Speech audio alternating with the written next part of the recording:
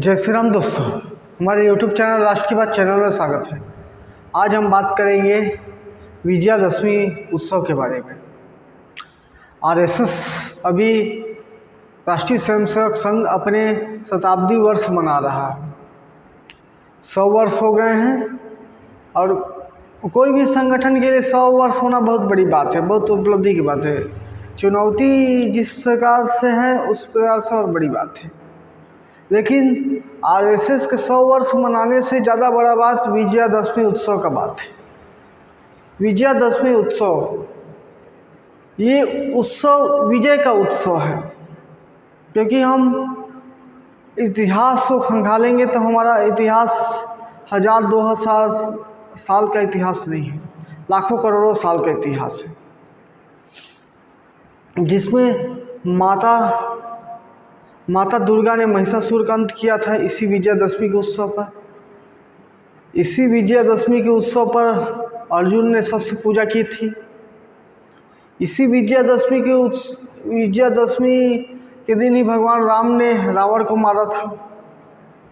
तो उत्सव विजय का त्यौहार, लेकिन भारत में 2-2.5 हजार साल से लगभग जो युद्ध लड़े, भारत जिनके साथ युद्ध लड़ा, तो वो उस युद्ध को जिस युद्ध को हम हारे उसको ज़्यादा प्रचारित किया गया। ये जिस युद्ध में हारे उसको ज़्यादा प्रचारित किया, जीते उसका कम बखान है। जैसे हाइंडेंस पेनस युद्ध, सिकंदर और पोरस के बीच युद्ध हुआ। इसको सिकंदर जीत गया और पोरस हार गया, लेकिन उसकी आक्रामकता देख के, पोरस की आक्रामकता देख के उसके राज्य वापस कर दिया गया। इस हार को पहले दिखाया गया। उसके बाद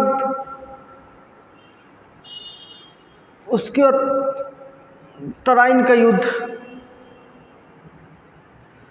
का युद्ध जब मोहम्मद गौरी ने भारत पर आक्रमण किया, जब इसको बड़ा सूझबूझ के साथ बारीकी से उस युद्ध को ज़्यादा इतिहास में जगह दी गई है, जहाँ जिसमें हम गुलाम हुए हैं, विदेशी आक्रमण के गुलाम हुए हैं।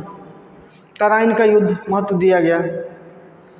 फिर हल्दी घाटी का युद्ध तो बाद में आएंगे। फिर तराइन का युद्ध, हल्दी घाटी का युद्ध, पानीपत का युद्ध, सब युद्ध क्या है? भारत में गुलाम बनाने के लिए युद्ध को ज़्यादा प्रचारित किया गया।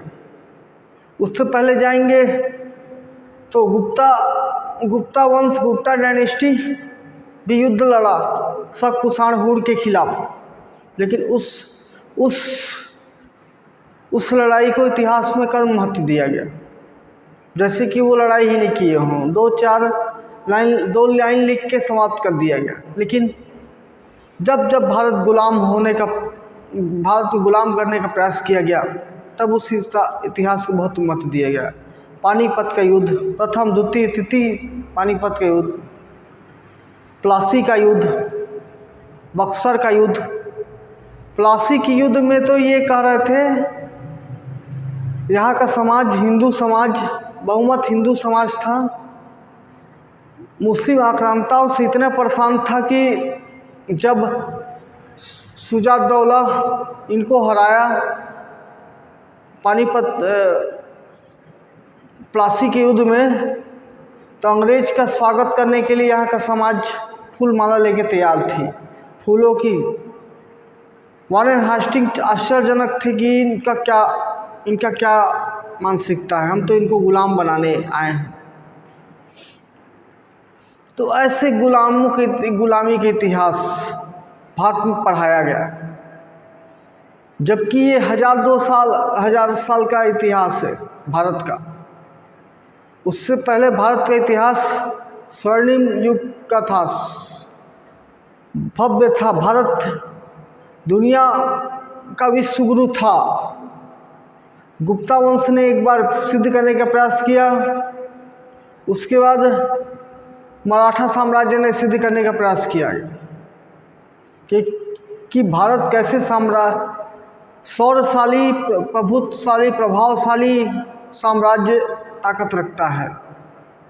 इस गुलामी के इतिहास को पढ़ा कर भारत के सबसे ज़्यादा इतिहास के पन्नों में जैसे गुलामी का इतिहास पढ़ाया गया, डेट पढ़ाया गया। मैं खुद सिविल सर्विस की पहली बार तैयारी कर रहा था तो मेरे को लगता था ये इस लड़ाई का मतलब क्या है। फिर धीरे धीरे समझ में आने लगा कि देश पे आक्रमण हुआ, देश गुलाम होने का प्रयास किया गया और दूसरे साल डेट वेट सब याद होने लग गए। तो सिविल सर्विस परीक्षा में इस डेट को बड़े गंभीरता से बताया जाता है और सिविल सर्विस परीक्षा में इसको गंभीरता से इस इतिहास को पूछा जाता है। और इसी इतिहास को जिस पर भारत युद्ध हारा, ताकि इसमें भीरूपना दब्बूपना आए, क्योंकि अगर भारत सौरशाली, महानता, गौरव का भान वाला इतिहास पढ़ाएंगे तो यहाँ के ब्यूरोक्रेट्स में, यहाँ के सिविल सर्विस में ऐसे उस लेवल के एम्प्लॉय नहीं मिलेंगे। उनकी मानसिकता थी। तो ये इतिहास पढ़ाया गया और लगभग 90-80% जितने IAS PCS बनते थे, IAS IPS बनते थे, सब JNU के रहते थे। तो वहाँ इस इतिहास को भरपूर पढ़ाया गया। लेकिन इस इतिहास को, गुलामी के इतिहास को पढ़ाने लगे, तब ये RSS को विजयादशमी मनाने का विचार आया। क्योंकि हम इतने साल से 1200, 2000, 2500 साल से गुलामी के इतिहास कि हम पे आक्रमण किया, वो आक्रमण किया, इसकी लड़ाई हुई, पानीपत की लड़ाई, हल्दी घाटी की लड़ाई हुई, जबकि भारत के गौरव को कहीं नहीं दिखाया गया इतिहास में। अगर इस IAS IPS को ये इतिहास पढ़ाया जाता है तो उनको एक मानसिकता दिया जाता है, उनमें ऐसी ताकत भरी जाती है कि बड़े से बड़े इस समाज के आंदोलन को कैसे दबा सके। अगर कहीं हमला, कहीं दंगा फसाद, मारकाट या फिर कुछ उपद्रव हो जाए तो लॉ एंड ऑर्डर को कैसे हिंदूवादी ताकत को कमज़ोर किया जाए, उनकी शिक्षा पूरी दी गई थी उनको। इस गुलामी के इतिहास को पढ़ कर IAS IPS बनते हैं। IAS होते हैं वो टॉप लेवल के अधिकारी होते हैं। भारत का अगर कोई सबसे बड़ा अधिकारी है तो IAS है, टॉप लेवल का, जिसकी परीक्षा होती है। उसके बाद उससे छोटे स्तर के IPS होते हैं। तो इनमें एक सप्रेस करने की भावना, दबाव बनाने की पूरी शिक्षा दी जाती है कि जिन्हें जन आक्रोश आंदोलन, इनको कैसे दबाया जाए।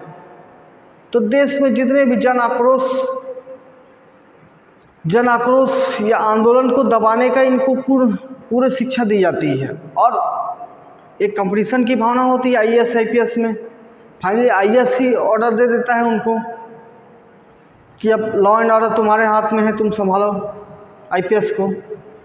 तो ये शिक्षा की पद्धति है। ये भारत की इतने साल से गुलामी के इतिहास को पढ़ा कर उनमें ऐसी एक मुख्य धारा की समाज को सही दिशा में लाने के लिए नहीं पढ़ाया गया, या फिर उनको ऐसा पढ़ाया गया कि एक भारत दब्बू भीरूपना रहे और हिंदू शौर्य को जाने मत, यहाँ के सभ्यता संस्कृति को पहचाने। तब हमको इस विजयादशमी का मनाने का भान हुआ, क्योंकि कितने साल से हम सुन रहे थे इसकी युद्ध हुआ, वो आक्रमण किया, वो भारत पे आक्रमण किया, ये हराया भारत को, वो हराया भारत को। इससे प्रशांत समाज को, इस हिंदू समाज को, इस देश के समाज को जगाने के लिए कुछ शौर्य की गाथा, बड़ी कहानी, या जिसमें हमारे देव भगवान बड़े विजय हुए हैं। क्योंकि हम हार से ज़्यादा जीते हुए देश हैं, क्योंकि हम इतने साल से इस सभ्यता संस्कृति को बचा कर रखे हैं, अपने अस्तित्व को बचा रखे हैं। तो जीत हमारे में है। उस जीत को उस जीत का एहसास कराने के लिए विजयादशमी उत्सव मनाया जाता है, ताकि लोग में एक गौरवशाली इतिहास को जाने, वैभवशाली इतिहास को जाने और देश पे गर्व करें, अपने सभ्यता संस्कृति की संरक्षण करें, देश की विचार का समर्थन करें और फिर कभी गुलाम ना हो जाएं। इस उद्देश्य के साथ ही हमको विजयादशमी मनाना चाहिए, क्योंकि एक शील की भावना, संबल की भावना, त्याग तपस्या की भावना, एक संप्रभुत्व की भावना, एक देशभक्ति की भावना, एक हिम्मत की भावना जगाती है विजयादशमी उत्सव। विजयादशमी से हमको विजय का आभास होता है और मन में गौरव का भाव होता है, इसलिए हमको विजयादशमी मनाना चाहिए। और विजयादशमी के उत्सव पे संघ के कार्यक्रम होते हैं, उसी गाथा को, उसी इतिहास को दोहराने के लिए कि भारत हारा ही नहीं है, जीता भी है। हमारे इतिहास को दबाया गया, लेकिन हम जीते हुए लोग ज़्यादा हैं, जीत हम में ज़्यादा हुई है।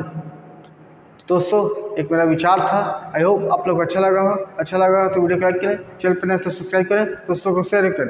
धन्यवाद दोस्तों।